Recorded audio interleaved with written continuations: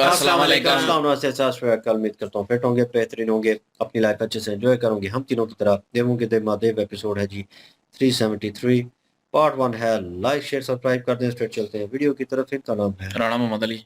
मोहम्मद समीर खोखर। मलिक सक्लानी पास होगा। Let's start.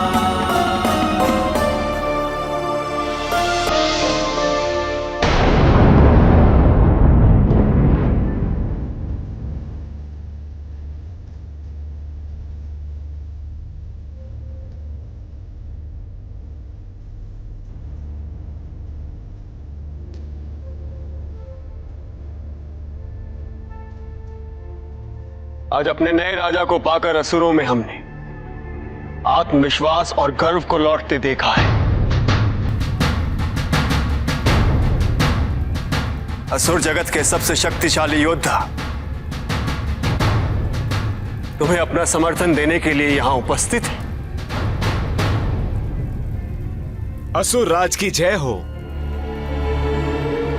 हम आपके लिए किसी के भी प्राण ले सकते हैं। हम आपके लिए कुछ भी कर सकते हैं। हमें अपनी सेवा का अवसर दीजिए।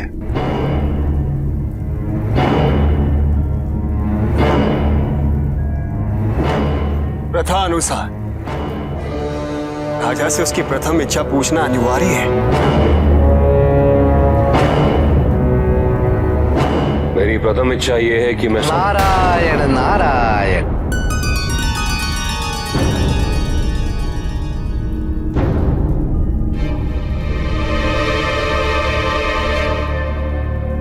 मैं आप सभी से यह कहना चाहता हूं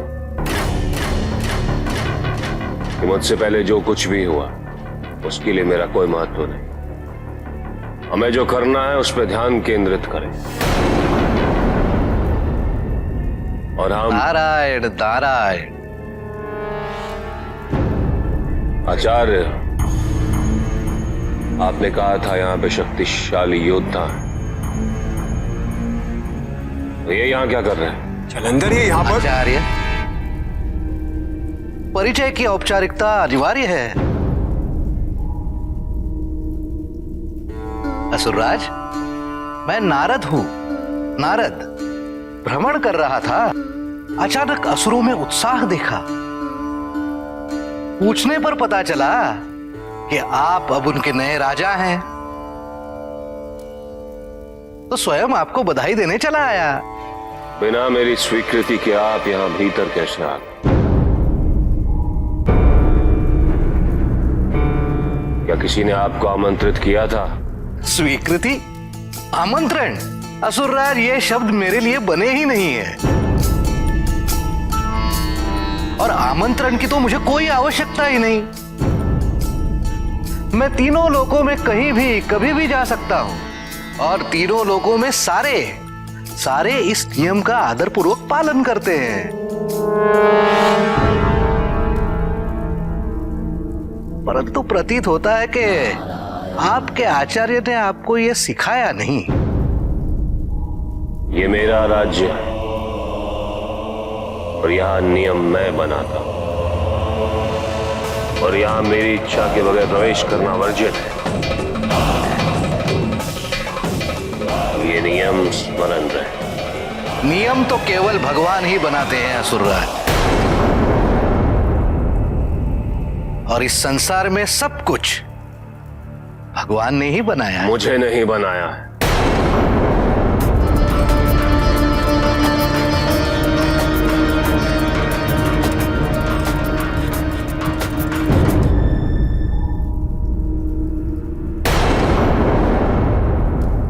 इसका तात्पर्य यह है कि शुक्राचार्य ने जलंधर को उसके जन्म की कथा ही नहीं सुनाई है।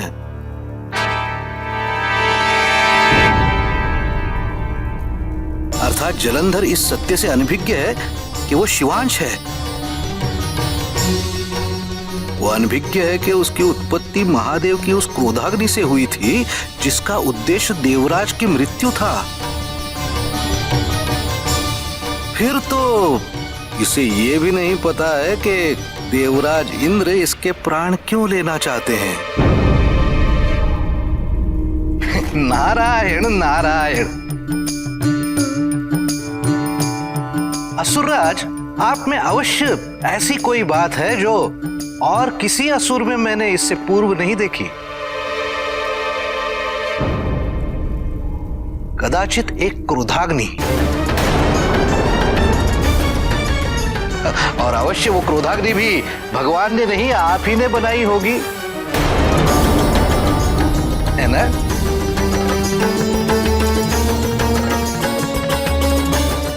है ना?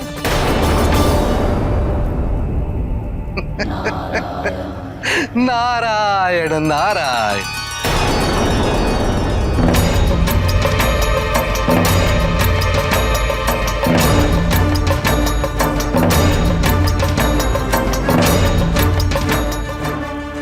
नारायण नारायण।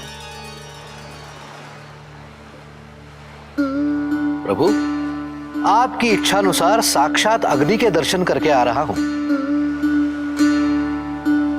जिस प्रकार अग्नि की 3 अवस्थाएं होती हैं, प्रथम जहां से वो आरंभ होती है, द्वितीय जब वो दहकती है प्रचंड विनाशकारी रूप में, और तृतीय जब वो बुझती है, शांत हो जाती है। और प्रभु, जलंधर अब अपने दूसरे चरण में है।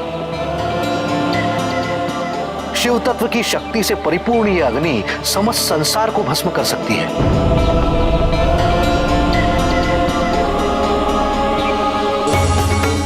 नारायण नारायण। और प्रभु, जो मैंने देखा उसके पश्चात तो मुझे लगता है कि अब महादेव को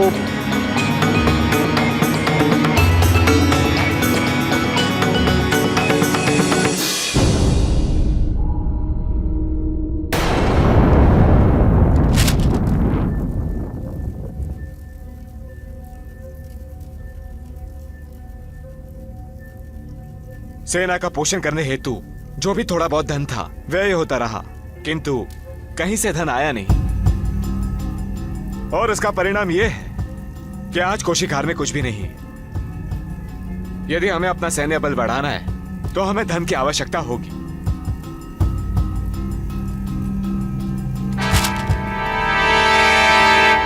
धन व्यय हुआ ये तो मैं समझता हूं, किंतु धन आया क्यों नहीं? क्योंकि अधिकांश धन पर देवता अपना अधिकार स्थापित किए बैठे हैं। उन्होंने असुरों के लिए कुछ छोड़ा ही नहीं। छोड़ा नहीं?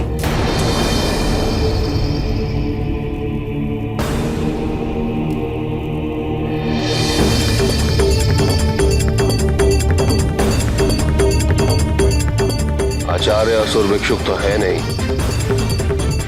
कि देवता जिसे छोड़ेंगे वो उसे स्वीकार कर ले।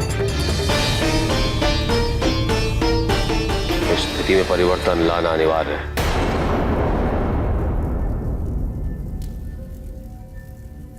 इसे क्या हुआ?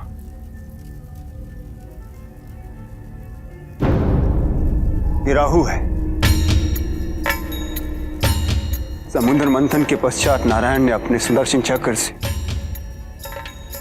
इसके शीर्ष को काट दिया था। क्यों?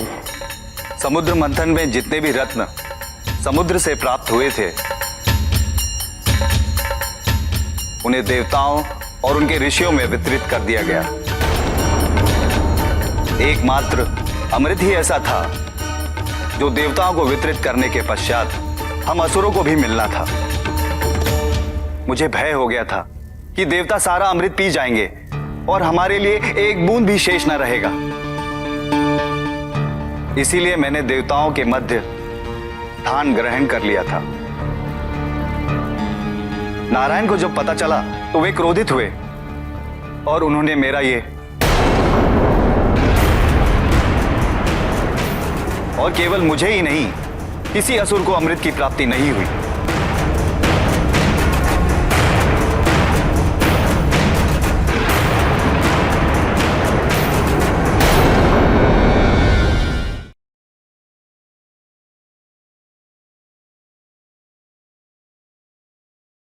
जी। जलंधर जो हैं वो असुरों के राजा बन चुके हैं और जितने भी असुर हैं उनके अलीन हो गए हैं और उनसे वो पूछ रहे हैं कि आप जो भी कहेंगे, जैसा भी कहेंगे, हम आपके लिए करने के लिए तैयार हैं। तो शुक्राचार्य जी भी उनको बता रहे हैं कि एक राजा होने के नाते आपसे ये पूछ रहे हैं और आपकी ये सेवक हैं, आपके खिदमतगार हैं। तो इस अनुसार आपको चाहिए कि इनको कोई भी काम आप कहें तो ये आपके काम ज़रूर करेंगे।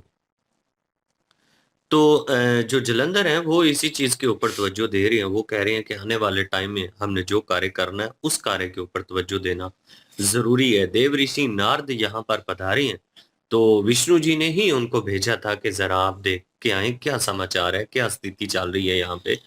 तो जलंधर जो हैं उनके तीनों रूप उनको देखने के लिए मिले हैं, क्योंकि शिव जी की तीसरा नेत्र जब खुला था तो वहां से जो अग्नि का एक शोला निकला था, उस अग्नि से ही इनका जन्म हुआ है और समंदर ने इनको धारण किया था, इसलिए इनका नाम जलंधर पड़ा। तो यहाँ पे वो देख रहे हैं कि अग्नि की शुरुआत कहाँ से होती है और फिर वो भड़कती है और उसके बाद जाके शांत होती है। तो ये सारी स्थिति देव ऋषि नारद ने अभी देखी है कि शिव जी जो है वो सॉरी जलंधर जो है वो किस स्थिति में से गुजर रहे हैं। अभी वो बहुत ज्यादा गुस्से में है और गुस्सा इतना ज्यादा है देवताओं के ऊपर कि और किसी बात को वो सुनने या करने के लिए तैयार ही नहीं है। देव ऋषि नारद जो है विष्णु जी को जाकर बता रहे हैं कि ये स्थिति। बिल्कुल जी। और शुरू में जो है वहाँ पे गई हुई हैं माता पार्वती ऋषि दधीचि के आश्रम में, और वहाँ शिवलिंग के सामने खड़ी हैं और उनको वो यादें जो हैं स्मृतियाँ आ रही हैं और वही सेम हो रहा है जो कि सती जी के वक्त हुआ था। तो वो भी अनभिज्ञ थी इन सारी चीज़ों से और माता पार्वती भी हैं। तो वो सोची जो है वो सोच रही हैं वहाँ पे खड़ी सारा कुछ। तो उनका पिछला पास्ट भी दिखाया जा रहा है बीच में जो सती जी के वक्त था। तो वो सारा कुछ चल रहा है वहाँ पे।